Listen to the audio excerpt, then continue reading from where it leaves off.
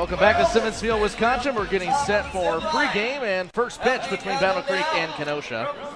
The Kenosha Kingfish shutting out the Battle Creek Bombers last night 5-0. And let's see who Battle Creek will send up to bat. Trace Peterson will start things out in left field, followed by Caleb Ballgard, the second baseman. He bats second. John Malcolm, the designated hitter, will bat third. Anthony Catalano, the third baseman, cleans up, with Jorge Gutierrez, the first baseman, batting fifth. Michael Morissette in right field, he'll bat sixth, with Josh Scheck, the shortstop, batting seventh. A new face in the lineup, Seth Tucker in center field, batting eighth, and Gabe Sotrez, the catcher, batting ninth. Sam Marhefke will come out in just a minute, but let's take a look at Kenosha's defense, see how they align. Left field, it's Mike Jarvis, center field, Brendan Hewitt. Zach Nagalski in right, one on with one out, and Mike Jarvis at the plate. This guy's a stud. He's really turned things up lately for the Kingfish in his last 8 games, 15 hits, batting .441. He's also pretty speedy on the base pass, 6 stolen bases, only been caught once, and flies the first ball into center field. Tucker will camp underneath it to his left, and there's the rookie making out number 1. Actually, out number 2. That's his first out in the Northwoods League, and 2 down with 1 on for Roberto Pena. Pena 1 for 3. Drew Dyer hunts for the baseball. First strikeout of the night for Sam Marhefke, and up will come Seth Tucker. Good breaker right there. Sam's been working on that all summer on his slider and perfecting it, making it a nice 0-2 pitch or 3-2 pitch. He's just got to know how to spot it up, and he's gotten a lot better with it. Gutierrez led off the inning with a single into right field. Then Morissette walked, and Josh Scheck struck out. Marhefke got his first man. He's not a big strikeouts guy. Just 18 on the year with that one. 18 and 14 appearances. Start number 6 for Marhefke. Back into the lineup. There's Tucker from Hendricks, and watch his first pitch. Wonder why Duffy's got RJ playing off the bag here, not holding him on. Oh, well, that's what I didn't see that runner on second base. It was turn 2 though. I have to say, Kingfish are hungry for those double plays. You got a nice combo up the middle too with Ethan Owens and Jay Cosgrove. And really, you can throw in any of the Kingfish middle infielders and it'll work. Lost fly ball into right field. That'll be enough to move everybody up 90 feet. Good throw in from Nagalski. Welcome to the Northwoods League, Seth Tucker. So Tucker puts one the other way, and now the bases are juiced for Gabe Sotrez. The Kingfish needed a double play at any time. It's right now. Tying run is at the plate. Top half of the second. Kenosha leading 4-0 on top of Battle Creek. That was a good 2-strike approach.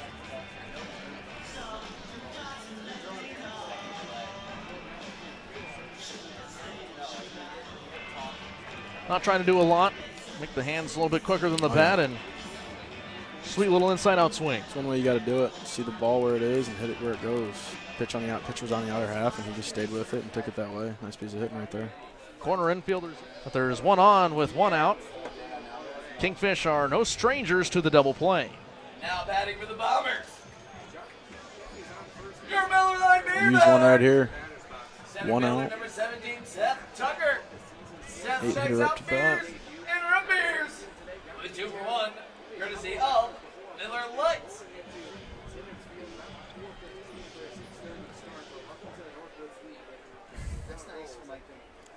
Tucker from Hendricks. That's Hendricks with an X. And a pickoff attempt back to first. Dyer nearly close. That's the other thing about Dyer's development. He's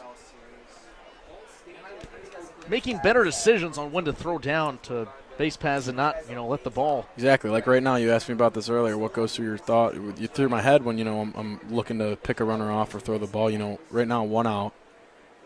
Runner on first. There's definitely a time you want to do it.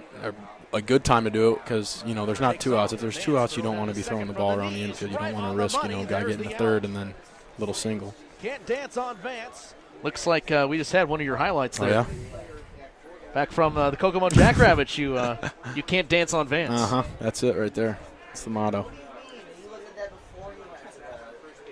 First base with 1 gone. It's Josh Scheck and Seth Tucker at the plate. He's out ahead 2-0. He's singled back in the second inning. or hefty, the Loras College Dewhawk, as he awaits to deal 2-0. And a fly ball into center. Hewitt will track in, makes a sliding catch. No, he dropped the baseball. A rare drop for him. Nearly had a Gold Glove play, and he might have had his second 8-3 double play to come up with that thing. 2 singles here for Seth Tucker. It's a tough ball to read right there off the bat. You don't know if it's going to go deep or if it's going to drop in front of you. So Huey, with his speed, kind of took a drop step back and started coming in on it. And looks like he trapped the baseball, actually, and it popped out at the last second. But Ethan Owens dealing up the signs. He's always looking to turn 2 with one swing of the bat. Sotres grounded out to a double play back in the 3rd inning. Right guy, right spot here. His philosophy about going up to the mound, I'm sure you've been up there when he's come out to talk. Yeah, he definitely knows how to, calm down a pitcher a little bit. He's good at it. He's good at, talking to you, calming you down, and just saying, you know what, hey, that's over right now. Let's think about what we got in front of us, and let's do what we can to, minimize right here. You got first and second. He's probably saying 1 out. Let's just work to get contact, work to get your ground ball, and that's what he says. And talking with him at last time you all played up at Traverse City, and talks about the philosophy. He wants pitchers to, he's as positive as at least what he told me. You all have different experience being up there with him. Said that he's trying to be as positive as he can going out there mound. He wants the pitchers to feel like they're still in control of things. Absolutely. I mean, the worst thing you could do, I think, as a coach is go out there and start ripping into a guy and saying, you got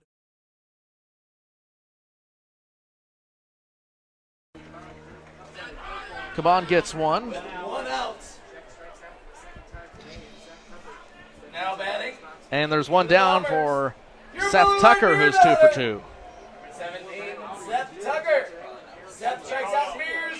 And Mears will be 2 for 1, courtesy of Miller Lights.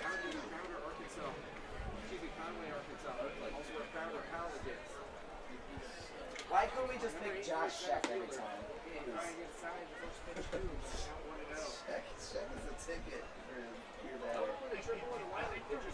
fastball upstairs there. Caban's got to start, figuring out his way around the zone a little bit. He's getting a little out of control. A fastball that hits the outside corner for strike number 1. There it is. Good framing.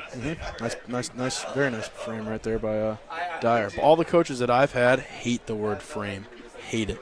They all call it just receiving. Everyone says, oh, he's a really good receiver. His framing makes it seem like, the balls you catch aren't going to be strikes. And Dyer almost had a chance to make a out recorded in front of the first base dugout of Battle Creek, but went right between a couple of black shirts. And Duffy Dyer wants an interference call. He's come out to have a conversation with Leo Cintron. And Battle Creek did not make a big effort to get out of the way of that baseball. That's a rule in the Northwoods too. There's too many guys sitting on the outside of the dugout. And now Battle Creek has started to pull their guys back into the dugout. And Duffy Dyer is getting his money's worth. He's not happy. That's not a nice call there because Drew thought there was somebody in front of him. You're not supposed to have any players outside the dugout. It's only supposed to be coaches, but teams bend that rule. Let's take a look. Let's see how many Battle Creek had. They sent a couple guys back in. It was at least 4 or 5. I mean, they're sitting right there. And it's the 2 guys that are still out there right now. They have 2 guys at the end. One's sitting off the edge. But it looks like the 2 guys that are closest toward the press box are indeed coaches. Yeah. But Close to the press box, yes. Appears to be, and out of the way those there. are the 2 guys that get out of the way, although they do have numbers on their backs. But some of the coaches do wear jerseys. The coach is the one wearing the sweatshirt down there. Ball's up. And that'll miss away for strike number 2. The count is still full. 2 strikes on the beer batter.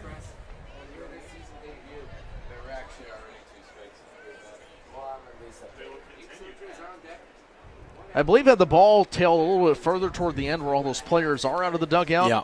Dyer might have won his case. Payoff pitch is Hewitt. flown high to center. Hewitt running a country mile to make the catch, but instead it's Nagalski as he'll come up with the baseball. And Tucker very fast. He was almost to second base by the time that ball was caught. That had a lot of hang time. It's good to see as a coach, too. You know, it's a hustle play, a guy running around first. You know, obviously, most likely an out there, but he's busting out of the box, making sure if that ball drops, he's on second base ready to score. And that's one of the things that picking up in these second half players is that they're hungry. They want to play at this point. Most of the guys, you know, it's hard to be here for 72 games from day one to the last day and have that hustle, have that heart. And that's where the great players, they really show who they are because ground ball to third base will hit off the white chalk foul to the left. Because they start off hot, they start off hungry, but once you keep playing every single day and it's that grind of, you know, being tired or should I hustle today, it shouldn't be a question of when to hustle. You got to do it, but trust me, it's not easy having that mentality when you're struggling or going through something and you pop up a ball to shortstop and you want to bust your butt down to first base. And App Store and Google Play.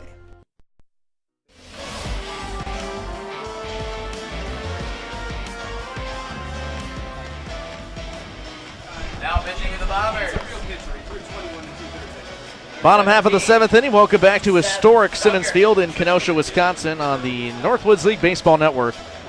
Kingfish trailed by 1 run into the bottom of the sixth inning. Then they put up 6 runs on the Bombers to retake the lead. 10-6. New pitcher on the mound. Looks like Seth Tucker will do everything tonight as he will now be on the pitcher's mound. Take over for Michael Lee. Jordan Rhodes right now is in line for the loss. He loaded the bases with 2 outs in the sixth inning, and Kenosha came around to put him away, and Jake Cosgrove will kick things off. He had a double just back in the last inning. again, scary guy at the bottom of the order. Jake Cosgrove coming up. Not your average 8 hitter. Definitely different. He's like a double leadoff in a way.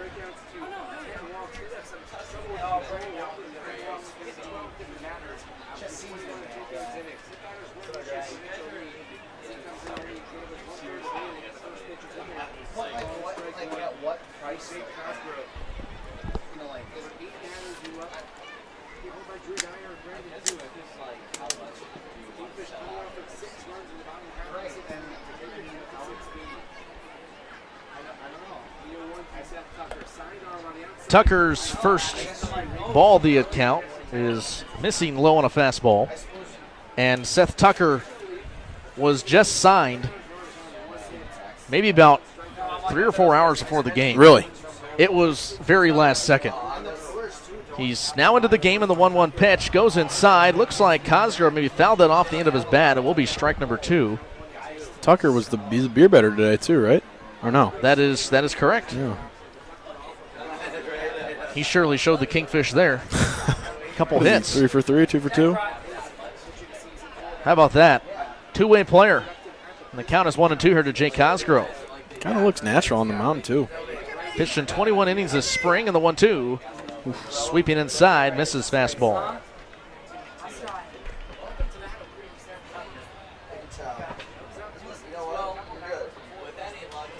Putting the team on his back, getting a couple hits, maybe a couple RBIs. Now he's on the bump, trying to keep the game in order. 2-2 pitch. Cosgrove fights and gets a little piece of the ball to stay alive. Had a little bit of rain earlier, but didn't really shut us down. It lasted maybe 10 minutes. Just a quick shower wetted down the field.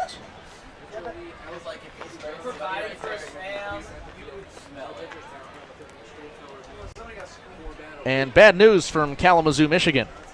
The Growlers take down the Pittsburghers 2-1. Not what we want, but I'm not worried about it. We got our guys. We keep winning. We win these. I think we can win these last 15.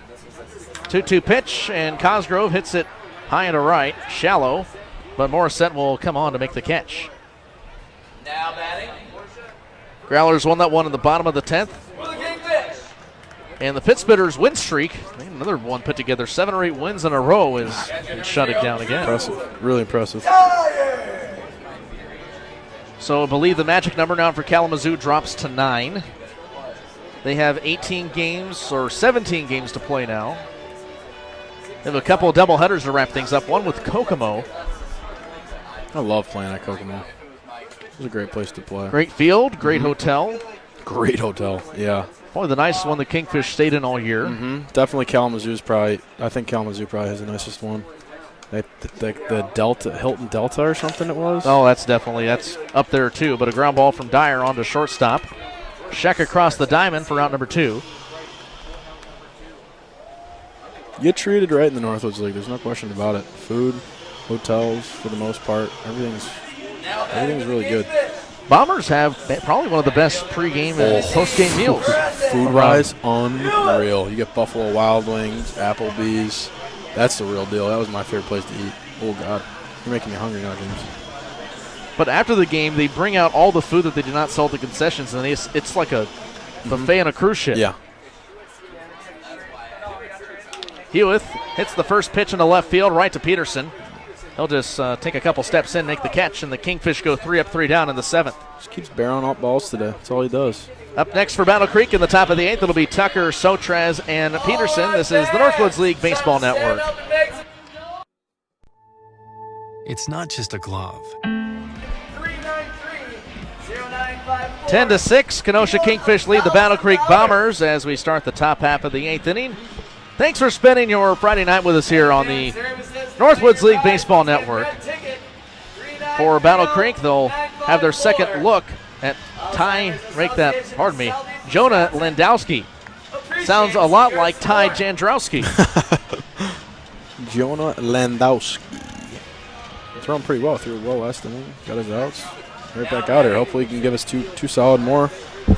The Bombers. And the Kingfish, Number 17, Seth Tucker. with now Seth Tucker, the pitcher, out on the base paths, or rather home plate, and takes the first pitch, strike number 1 inside corner. To the next half inning, courtesy of Miller Lite. And John Malcolm is taken out of the game, the designated hitter replaced in center field. 0-1 fastball that's fouled away, strike number 2. And we got a 25% off merchandise sale going on. And down to get your merchandise. 25% off. Kingfish, the little team, like the little engine that could, the team that won't give up. Bunch of grinders on this team. The 0-2 and a line drive that's right into left field. Third hit of the game for Seth Tucker. And he's pitching too. This guy does it all. It's impressive. He's been putting together a great game today. Let's see if we can get a double play right here. Help us out, get 2 outs. Kingfish are riding a 4-game win streak. Catcher number 12. Can make it 5.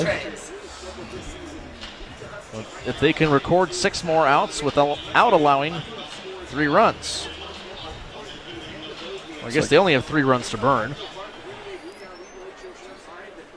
And the first pitch, a curveball down the pipe, strike number 1 to Sotraz. Sotraz 0 for 3, a double play in the second inning and a strikeout looking to end the 5th. Looks like Mitch Boobin just went down to the bullpen to talk to all the pitchers, probably give them a message that Duffy Dyer wanted to give them. Ground ball onto first. Pearson dives, can't stop the baseball. He'll have another chance at the play, but everyone will be safe. E3 is the call. And runners at first and second now for Trace Peterson as the order will flip back up top. 13 years old. Happy birthday to assistant coach Gonzo Gonzalez. Happy 10th birthday, Corbin, from Mom, Dad, Brian, Mikey, and Amelia. Kingfish have Brian Pulaski warming up.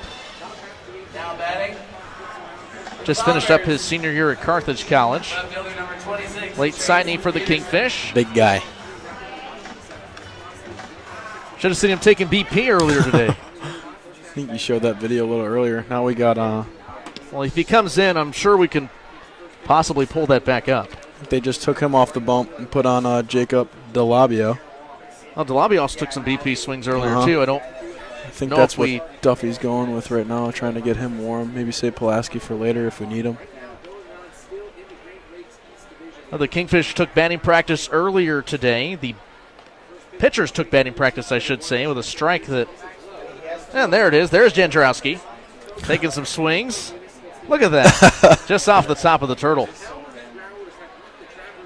See if he can load that one up. Oh, maybe for a single. And here's the big man, Pulaski. That's a hack. Watch this next one, though. This is the real big one you want to see here. Oh, I guess we're not going to quite get to it. Not going to see Gonzalo Gonzalez take his swings. Oh, boy. I don't know if anyone wants to see that. Kind of hit him inside out. 3 balls, no strikes. Top of the 8th with 2 on and nobody out. Lindowski set from the letters. And the 3-0 pitch is a strike on the outside corner upstairs. Well, here's Gonzalo Gonzalez now. Oh, little inside out. Just trying to poke some contact there. Good 2-strike approach. If anyone wants an approach, maybe go look at Gonzo's swings. Hey, the pitchers earned it last night after that shutout. Yeah, that shutout. Really impressive. First shutout of the season for Kenosha. Yeah, Ben Stevens, what an outing. 6 innings, 6 scoreless, and you got the bullpen that came out, get the win. He had, 6, 7 strikeouts? 5. 7 was his single-game career high, which came against Battle Creek back in June. I think I caught that game. 3-1 pitch and strike number.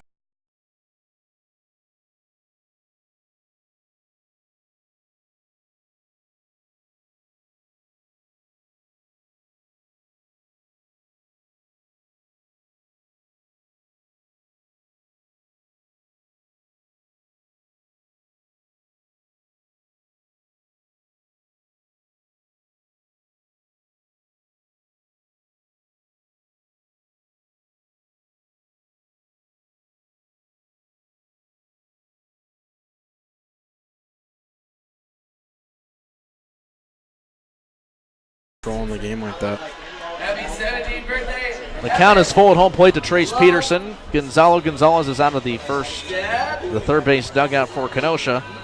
Wants to talk things over with the infield. Calm down, Landowski a little bit, but also at the same time.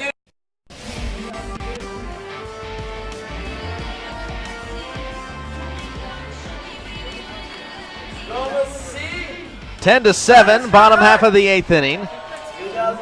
And the Kenosha Kingfish lead it by 3. Welcome back on the Northwoods League Baseball Network. Here's the strikeout. Yeah, you see that ball right there, clip the corner, but really, really, really nice job by Drew Dyer framing that pitch, receiving that pitch well. He got around it and brought it back into the zone, which for the umpire, for all he knows, that ball's right on the corner. But as you guys can see, that ball was a little bit off the plate. Just goes to show how much one pitch could mean everything. That was a 2-2 pitch, probably one of the biggest pitches of the game with that guy up to the bat. And he made a really nice pitch and a really nice receiving job there by Drew Dyer.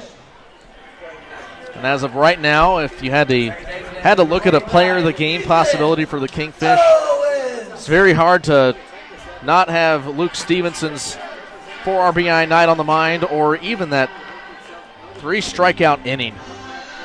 That was huge. That was, we're saying where we get this guy. This guy, come out of nowhere. Carthage College, like ERA above 6 in the spring. Yeah. And now he he's coming has in and absolutely thrown chucking 10 strikeouts in 4 outings. That's impressive. 10 strikeouts in 5 innings. 5 innings. Those are Jason Kimbrell numbers. Yeah. Well, first pitch is popped up. Right center field, and Owens will track back out. Oh, let's hold the phone there. That's Baugard tracking back out, and Ethan Owens flies out to second base. Number 23, I start calling him Triangle, my triangle guy. Simplifying it. Triangle. What is that? Right there. Maybe call him Nicolas Cage. National treasure. National treasure. Oh God. Search for the triangle. Never picked on it that Jarvis also toe taps his foot after he draws it. Too. Yeah. Same thing each time. It's not. And drives a ball into left field. Maybe he's going to think 2 here. Thought about 2, and we'll go back to first. Has a 1-out single. Like we said, triangle works, baby. He's been hitting the ball well all night. Everybody's seen it. And then he gets hit by the ball well all night, too. Wears one right off the calf for an RBI, the quad for an RBI. Right there. Saw the ball well. Hit the first fastball that he saw right over the third baseman's head. Got a single out of it. He's so clean. You can eat right off him. That's right. You can eat right off him. Welcome to the press box, Brian Vance. Oh, a bunch of funny guys up here.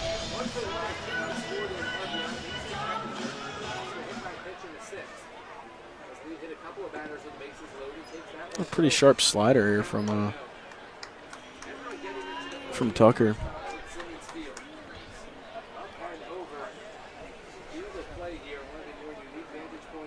First day he's already an impact. Signed what, 6 hours ago? Already being an impact guy for them. Good High going. chopper, third base. No grab for Catalano. Now throw on to second base. We'll get one out. A fielder's choice for Pena. And there's one. Make that two down. Now batting for the Kingfish. Designated hitter number 7, Luke Stevenson. Red Hot Stevenson stepping up to the plate now. Bases clearing double his last time up. And right now, that's the difference, those 3 runs. You don't get that. We got a 7-7 ball game, one more tight than it would be.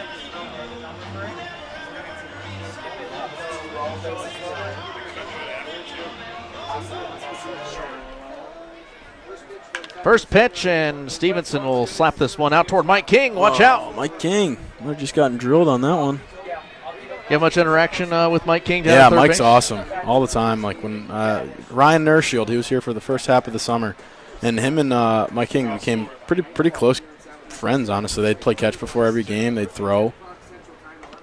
And a swing and a miss, strike number 2. And since then, Nershield left. It's almost like Mike has gotten a little sad without his throwing partner, but he let all the guys talk to him all the time. He's a really, really great guy. Great cameraman as well. The 0-2. Strikeout at the plate is the first one of the season for Seth Tucker. And that'll end the inning. We go to the 9th. 3 more outs, and the Kingfish can take a 10-7 win over Battle Creek. They'll extend their win streak to 5 games in a row. We'll step away for a break. Up next for Battle Creek, it's Gutierrez, Morissette, and Scheck. This is the Northwoods League Baseball Network.